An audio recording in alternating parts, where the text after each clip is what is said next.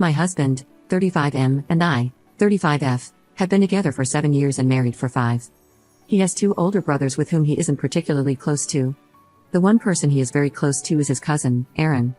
They lived together after my husband graduated college. Aaron was the best man at our wedding, and he even lived with us for a year while we were married so he could finish school. I like Aaron a lot, as he has felt like a brother-in-law to me, much more than my actual in-laws have ever felt.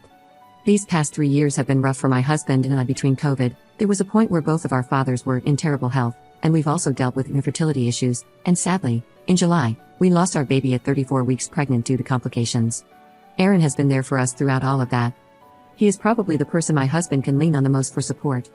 Last night, I received a call from Aaron's longtime girlfriend, Jennifer. She asked if it was okay if she could come over and have some girl talk with me. Jennifer and Aaron have been together for about as long as my husband and I have. She has 3 kids from a previous relationship, and we love them dearly. They sometimes spend the night at our house, and her older kids occasionally dog sit for us. So Jennifer comes over and proceeds to tell me about some serious problems she has had with Aaron, and she is at a loss at what to do. The main crux of her issues is that Aaron is in an insane amount of debt, and has basically used her as a place to crash for 7 years. He is constantly criticizing her parenting, saying she babies her teenage children too much. Finally, he's lying about where he is going, and his locations have him at a massage place that offers happy endings. I hate to say that the financial issues and the parenting issues were already things I vaguely knew about. Even my husband and I have called Aaron out about how he talks about her kids, but I had no idea how bad it was. We talked through it, and I flat out asked her, if he is going to a massage parlor and getting a happy ending behind your back, would you still stay with him? And she said yes. So I gave her some advice about boundaries and talking to him, and I left it at that. After she left, I went upstairs and told my husband what she said. He proceeds to have a complete breakdown, full on ugly crying. I finally get him to talk, and he starts saying things like, can I just have one person in my life that I can trust? I can't go to my brothers to talk, and now I can't trust Aaron because I know he's been doing this crap. He's freaking better than this. He was completely and utterly destroyed, and I feel absolutely terrible. I didn't even think about it when I told him what Jennifer said. I didn't even think that it could ruin the relationship. Aaron is the only person he goes to for advice and really looks up to as a big brother, and I just completely destroyed that image. I'm going with the classic pretend it didn't happen technique this morning, but I just feel like I completely took away the one family member he felt comfortable turning to for emotional support. What should I do? Update 1.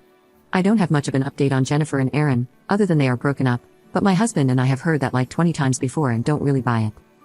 As for my husband and I, we both work from home, and I tried my hardest to avoid the subject of Aaron and Jennifer. While I was in the shower, he came into the bathroom and said, by the way, yes, I'm still upset about Aaron. So when we went out to dinner last night, I apologized to him. Not exactly I'm sorry I told you, but more like I'm sorry that happened. He said, you have absolutely nothing to apologize for. I am upset at Aaron. Paranoid me said, are you sure you aren't mad at me at all? My husband said, I am about 1% mad at you, because you probably shouldn't have told me after I ate my gummies. We take the green kind of gummies at night to sleep, and I guess he had already taken a few by the time I came upstairs, and was being sent to outer space when I broke the news to him. I did tell him that there were more crappy things Aaron has done that I didn't get a chance to tell him because he got so upset. I asked him if he wanted to know, to which he said, not now, maybe another night, and we enjoyed our dinner and chilled for the evening. I don't know what is going to happen moving forward. He is very insistent that he is not going to reach out to Aaron, and Aaron still has no idea Jennifer talked to us or that my husband knows all the crap he has done. Maybe he will wake up tomorrow in a different timeline, where no bad things ever happen. We can all dream, right? Update 2. A while ago, I posted that I messed up by ruining my husband's relationship with his cousin and surrogate brother, and a couple of things have happened since then. Jennifer said that at the end of the day, she didn't want to break up with him. I can't force her to break up with someone she wants to stay with, and my husband, while still angry, hasn't revealed to Aaron that we know all the things he has done. Throughout all of this, I realized that Jennifer's self-esteem must be so low that she is willing to stay with someone who treats her poorly. So I had my mission, build up Jennifer's self-esteem so that she will break up with Aaron on her own, and it worked. I sent Jennifer these 2 books someone recommended about loving yourself. I am not a very crunchy person, but Jennifer is. Both books feature women talking about experiencing abuse and rising above to become career women. It reminded me of Jennifer crying to me and saying, I feel like all I do is support his dreams. When is it my turn? Which broke my heart when she said that, so I sent her the books and wrote her a note saying that I loved her and wanted her to realize how amazing she is. After that, she kicked Aaron out of the bedroom and made him sleep in a separate room in her house. She told him that if he wanted to continue their relationship, and since he refused to prove he wasn't at a massage parlor, if he wanted back in her bed, then he needed to agree to couples counseling, which of course, he didn't want to do. He kept begging to sleep back in the bed with her. When she told me, I commended her for putting up a good boundary and encouraged her to stick to that boundary. A couple of weeks ago, Aaron and Jennifer came into town and met us for lunch. My husband and Aaron went out, and Jennifer and I went out alone. Jennifer was commenting about them having issues because she still won't let him back in her bed. Basically, he started doing petty things like changing all the passwords to their streaming services, but then he made a romantic dinner for her the next night. I started putting the bug in her head that Aaron needed to move out. I carefully worded it and just said, it doesn't mean you have to break up, but he needs to get out of your house. Then I sent her a podcast episode about a woman leaving her cheating ex. Not as subtle, but I thought I could push it a little. Last night, Aaron called my husband and said, Jennifer and I broke up. It's permanent this time. Then Jennifer texted me, saying that Aaron was officially kicked out, and he is living with a friend. They had a big blowout because they share a music account, and he deleted all of her playlists. She even left the house and had her brother and mother stay while he got all of his stuff. Of course, he had to be petty on his way out and took all her remotes. I told my husband, and he immediately overnighted her new remotes and new streaming services for her to use. They still have their finances tangled up a little bit, but hopefully, she can get that undone quickly. She appreciated that my husband and I support her even though we are Aaron's family.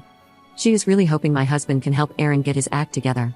Unfortunately, I think my husband is really done with Aaron.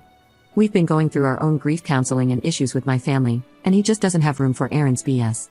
He's told me what disappoints him the most is that he is rethinking every conversation he and Aaron have ever had.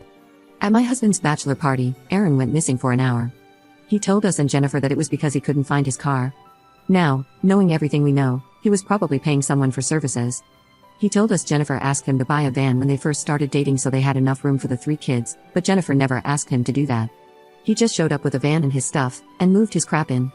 I told him, however he wants to move forward with Aaron is his decision. Aaron has been there for us during some really awful times, and I would love a scenario where Aaron would be honest and my husband could help him in some way, but that is up to my husband. Even my therapist said to me, do you have room for this right now? And the clear answer is no.